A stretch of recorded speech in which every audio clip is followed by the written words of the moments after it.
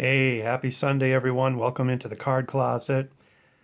Today I'm going to show you a bunch of vintage cards that I've picked up in the recent weeks.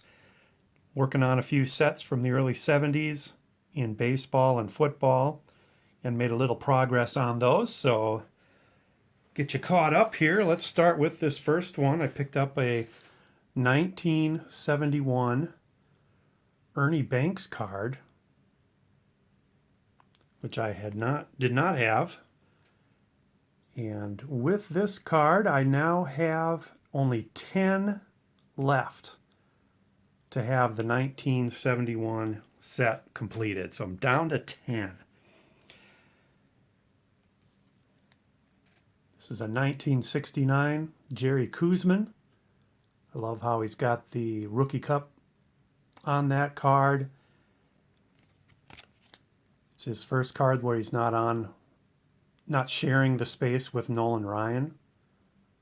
I've always been a Jerry Koosman fan. When I was a really little kid, remember him being on the Minnesota Twins, the local favorite around here. I think he won 20 games one year for them, 79 or 80 in that time frame. So always been trying to do a run of Jerry Koosman. Pretty affordable run to do. I also picked up this 1972 Roberto Clemente. Been wanting this one for a while, just haven't seen the price that I was looking for. It's got a little stain on the back up there on the top. So that's probably what brought it down into my range, but that's all right. It's on the back. So glad to pick that one up for the 72 set. I think I'm down to about 38 cards left for that set. Picked up a 72 football as well of Dave Wilcox.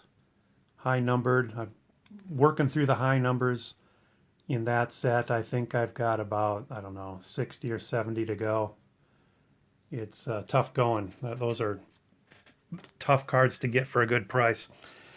And then finally, I did my first Facebook Marketplace deal. I've been searching for cards on there for a while. It's usually, the typical stuff you'd expect.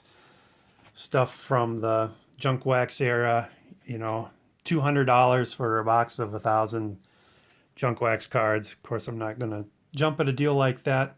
So decided to take this guy up on his offer, though. He had some 70s and 72s that were in decent condition. So I met him at a motel here in town, and we made the transaction. So I picked up that 72 Gene Michael, and then a bunch from my 1970 set that I'm trying to finish up. There was accidentally a double, but probably the big two are this Jim Hunter and this Ron Santo. I did not have those, and these are in very nice condition. And then the rest of these.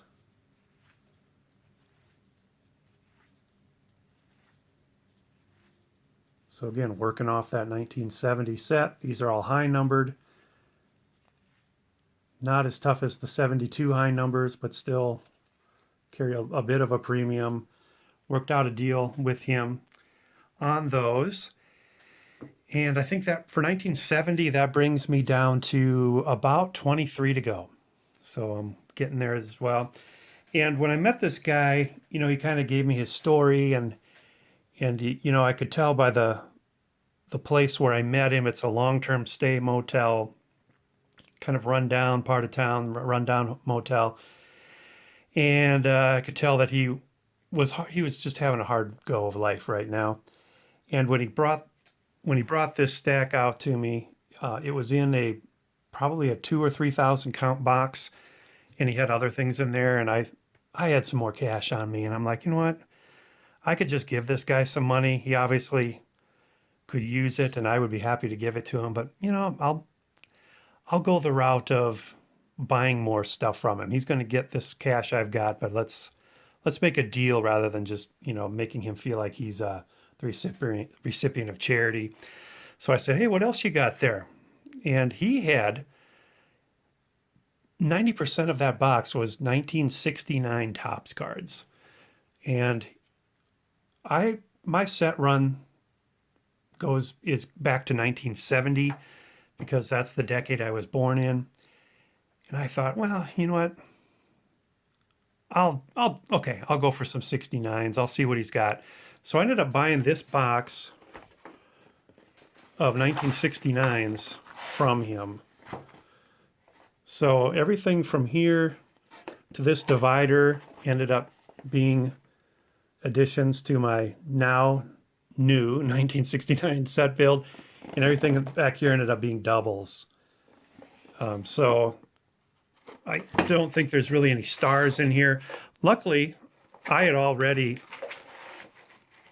picked up all the Red Sox from 1969. I've had that team set complete for years.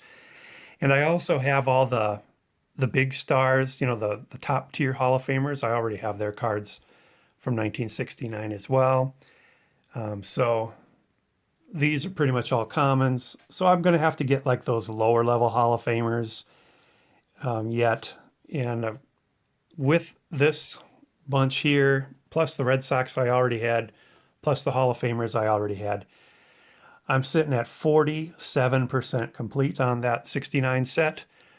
I don't know how much further how hard I'll pursue it, but if things fall my way, I'll definitely take advantage of that. He ended up selling me these 5 for $1. And considering I got about half dupes, you know, I ended up paying about 40 cents each for the ones I needed, quote unquote needed, which isn't a great price, but it helped the guy out.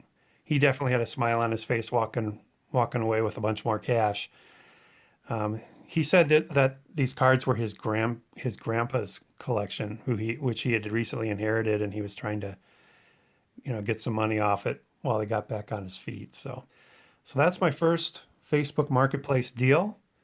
I keep looking for more, but you know, a lot of them, like I said, they're just not the cards I'm looking for, the cards I collect. And if they are, they want an exorbitant amount of money for them. So, all right, that's my vintage pickups in recent weeks. Hope you like that. Hope you have a great week ahead of you. Monday morning tomorrow. I know, we got to go back to work. Have a good week. Take care. God bless.